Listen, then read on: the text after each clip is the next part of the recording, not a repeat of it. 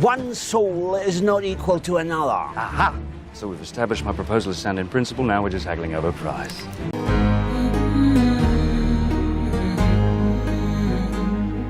Greetings, fellow mortals. Just a reminder, saying it's just my opinion is for cowards. One of my favorite songs ever is The Devil Went Down to Georgia. It tells the tale of Johnny, who gets challenged to a music competition by the devil. If Johnny wins, he gets a golden fiddle. If the devil wins, he loses his soul. In most versions of this type of story, Johnny would lose, and the audience would understand that this was a cautionary tale about greed and hubris. Hubris.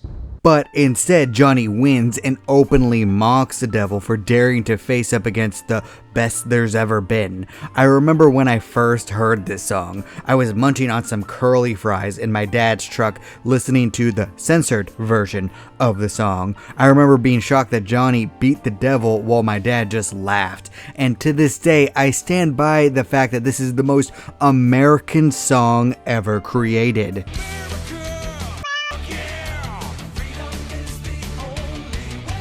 Of course, Americans think that they can face down an unstoppable, demonic force and win. That's basically the attitude required to be an American, especially for those with high aspirations, which is also why you see so many of them falling into traps of putting themselves into unwinnable positions, or as Bill Burr would put it, Your dick's like a dreamer, you know? Your dick believes. It's like a motivational speaker. There are some positives to this outlook: individuality, personal success, high aspirations, but there are more than a few cautionary tales, both real and fictional, about a person's ego getting in the way of themselves. In fact, this channel was originally built off the back of Breaking Bad and Better Call Saul, which are perfect stories about greed, wrath, and ego getting in the way of one's potential.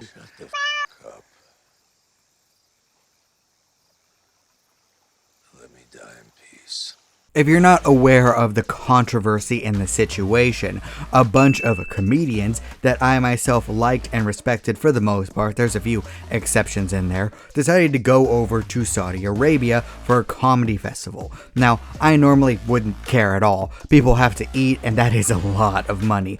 So much so that you'd have to be insane to turn it down, or your standards are so set in stone, strong, and profound that you're not willing to compromise them for anything. No, sir. Not get out of this chair. There's actually a trope about this. Every man has his price. The basic idea being that each person is eventually willing to sell or possibly even bet a part of themselves if they are offered enough money. It was the entire premise of the $1 Million Man, Ted Dibiase from the WWF. He threw out bribes left and right, causing a multitude of people to turn away from his evil deeds, all except for the righteous Hulk Hogan, who would never sell out for cash. It's totally made up. Pure fiction. It's fiction. It's fiction. We made it up.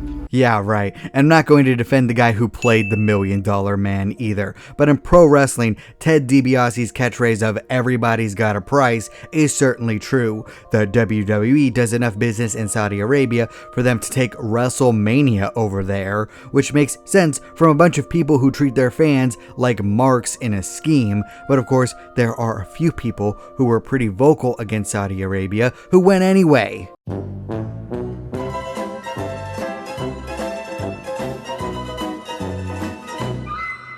And that is where fiction meets reality. In wrestling, in fighting sports, hell, in all of sports, every single person has a price. They do, in fact, sell their athleticism for money, after all. Even the UFC is going to Saudi Arabia, and you don't really need to look all that hard to see what most fighters think. But why am I harping on Saudi Arabia so much? Well, it might be because the country has numerous human rights violations going on there on a constant basis.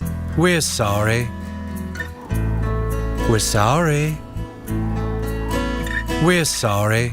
Now, you might point out that the US has had and is currently having significant problems right now, and you know what? Fair point. Shame on the UFC for doing a show for the government, and shame for any comedian selling out to the US government. Trust me, you won't hear me defending any corpos or feds. Oop, I used a synonym there to describe our corporatist leaders. My bad. Bad news. What? The Dacia Sandero. It's delayed. Oh no. Anyway, last week... The big deal with a lot of the comedians that went over to Saudi Arabia is that they are very, very, very outspoken when it comes to their political and social beliefs, which is great. I'm all for comedians being able to joke freely, but I doubt any of them would breathe a bad word about the Saudi prince now. They can, in fact, be paid off apparently. The jesters have been silenced about something. They do have a price for their jokes and their words. And you know what? Now we know. And knowing is half the battle. So how am I supposed to take any of them seriously when they criticize a group, a person, or the US government when I know for a fact that they would shut up for enough money? For some of them, their entire stand-up is making uncomfortable points, which I enjoyed, but now that kind of falls flat. That sweet money is worth more than their core beliefs, unless they feel like they were in the right or something. Listen, you little wiseacre. I'm smart, you're dumb. I'm big, you're little. I'm right, you're wrong. In the show Burn Notice, the main character, former spy Michael Western, makes the point that any official can be bribed, even the morally upright ones. All that Michael has to do is convince them that he's a bad person and that the politicians are scamming him out of money. Or if they think that they're doing the right thing anyway and they might as well make some money on top. And this might very well be the mindsets of the comedians, the MMA fighters, and the wrestlers going over to Saudi Arabia. You know, if they came out and said that later while making fun of the prince for being scammed. Unfortunately, the promise of more money later has already hooked them, so they're not going to say anything. See nothing? I was not here. I did not even get up this morning. In many ways, they remind me of the participants in the Squid Game, a Korean show where the poor, desperate, and greedy play deadly games in order to win obscene amounts of cash. Except that's far different. Many of the participants in Squid Game have little to no options. All of the people accepting Saudi Arabia money have already earned enough money to buy and sell my house 10 times over with ease. They are already rich and famous, which kind of blows my mind that they would sell out. You took my only food. Now I'm gonna starve. These are not desperate people in debt with no way of making money. These are rich ass mother who don't need the cash. In fact, a lot of the big names could have made a couple million in cash by doing a comedy tour themselves about how they told Saudi Arabia to sit on it and spin.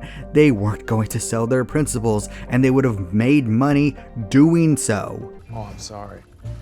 I didn't know how this machine worked. Bill Burr has even gone so far as to call all of his critics racist. Sure, Bill, sure. It's not about the fact that you're not going to say a word about the human rights violations while criticizing other countries. And now, I don't believe that Dave Chappelle's show went down the way that he said it did, because money can apparently silence him. Corruption is not bad. Corruption is only bad if I'm not involved. Yes. I mean, come on, I'm not really surprised by the likes of Kevin Hart, Fluffy, Tom Segura, or even Pete Davidson, despite his family history. They really don't have strong stances other than wanting money. But some of the people on this list, wow, you know, there's a reason why the heroes of stories are those who hold true to their principles and turn down bribes even when the deck is stacked against them. This is what they're paying.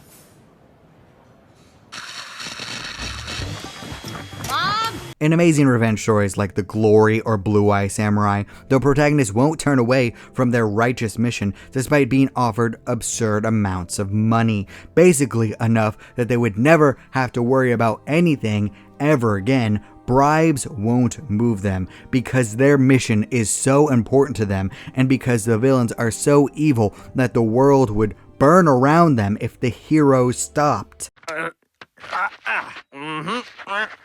we go. Ha! I did that with my mouth! The superhero genre is full of this as well. Tony Stark upended his entire business model because of where his weapons were ending up. Superman's greatest adversary is Lex Luthor, whose wealth can never overcome Clark's principles. The Kingpin has tried and failed to buy out Spider-Man. Hell, Batman's entire first year was beating down corruption and bribery with the police and the mob families. Really makes you think. Or, if you want a surprisingly decent Robin Williams movie that you haven't probably seen yet, watch Man of the Year, where Robin's character, a dark horse presidential candidate, wins the race because of corpo tech malfunction. He has the chance to gain power, influence, and fame throughout history. All he has to do is keep quiet when he learns the truth. In fact, it's hinted that he would be the better president than the real winner. But, well, you can see where this story goes. He is, in fact, the hero, the Man of the Year. I am shocked. Shocked. Well, not that shocked. And if you want a real-life example, one of, if not the, greatest boxers of all time, Sugar Ray Robinson, turned down multiple bribes from the mob. He might have faced down threats as well, but he held strong to his principles, which is why he should be remembered more. I cannot believe that there hasn't been a movie or show about this man yet. Come on, corpos, this isn't that hard. Just make the obvious stuff. Give me what I want!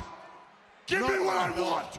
That's not what I want! To be fair, turning down absurd amounts of wealth would be hard. I have readily admitted that I would sell out for the right price. $5 million is all I would need to disappear into the woods and never be seen or heard from ever again. But that comes down to my writing and my videos. If someone bought the copyright to the things I've made, I can just make more things. But if it came down to denouncing free speech as the ultimate good or sacrificing any of my family at all, well... What's going on here? Oh, sir, I'm arrested.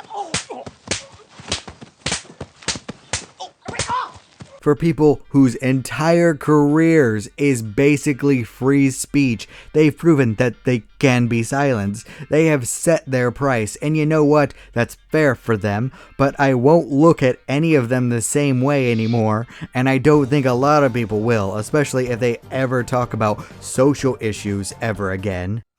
How about he who lives in a glass house with a machine gun turret on the roof? The every man has his price trope is so universal because of how easy it is to understand. A little bit more wealth would make life a lot easier for a lot of people out there. Sometimes you have to make hard choices. If some rando takes a bribe to feed their family, I wouldn't feel all that much. But when multi-millionaires decide that a single gold-plated table isn't enough for them, well, yeah, I don't have a whole lot of sympathy anymore. Whoa! That's interesting, but I sure don't care. What I think is most interesting is the people who turned down Saudi Arabia. Shane Gillis isn't that much of a surprise if I'm being honest. David Cross is obviously a GOAT, and Jim Jeffries, oh come on, I have to praise Jim Jeffries, the joke-stealing, side flip-flopping asshat, just great. Thank you, Bill Burr. Now that guy is ahead of you. I don't want to live on this planet anymore. The trope doesn't lie. It tells what type of person someone is. What about you is for sale? What is your price for your core beliefs? We all sell something, our time, our skills, our talents. Everything has a cost, but is anything about you priceless? As the hero of your own story, that's for you to decide. So let me know down in the comment section what you think. And remember, if you disagree with everything I have to say, that is perfectly fine. After all, everyone is entitled to their objectively wrong opinion. Money isn't everything, it's the only thing. And everyone has a price. Thank you all so much for watching. You're still here? Good night, everybody. Thank you. You bye. Boom. Do not despair.